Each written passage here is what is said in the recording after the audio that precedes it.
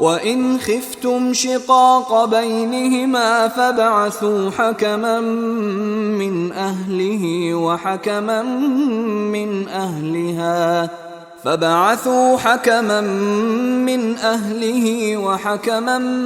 مِّنْ أَهْلِهَا إِن يُرِيدَا إِصْلَاحًا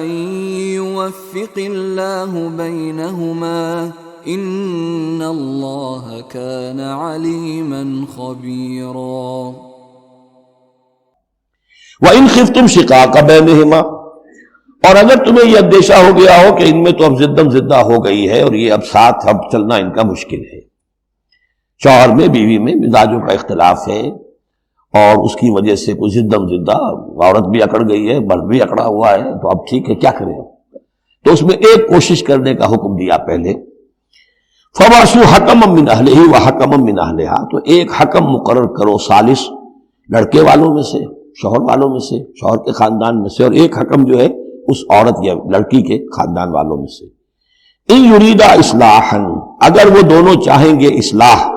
یوفق اللہ بینہما، اللہ تعالیٰ ان کے مابین موافقت پیدا کر دے گا۔ لیکن ان یریدا میں مراد دونوں ہو سکتے ہیں، یعنی ایک تو یہ کہ اگر واقعتاً شوہر اور بیوی جو ہے چاہتے ہیں کہ موافقت ہو جائے،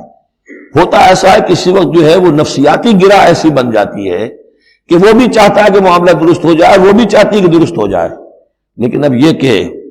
اب اس میں گرہ ایسی پڑ گئی ہے، مقطع میں آ پڑی ہے سکون دسترانہ بات، کہ اب اس میں کسی طریقے سے مسئلہ حل نہیں ہو رہا، تو حکمین آ جائیں گے تو وہ بات کو گرہ کھولیں گے، ادھر سے کچھ سنیں گے، ادھر سے سنیں گے، کچھ اس کی وضاحت ہوگی، ادھر کی وضاحت ہوگی، تو ہو جائے گا۔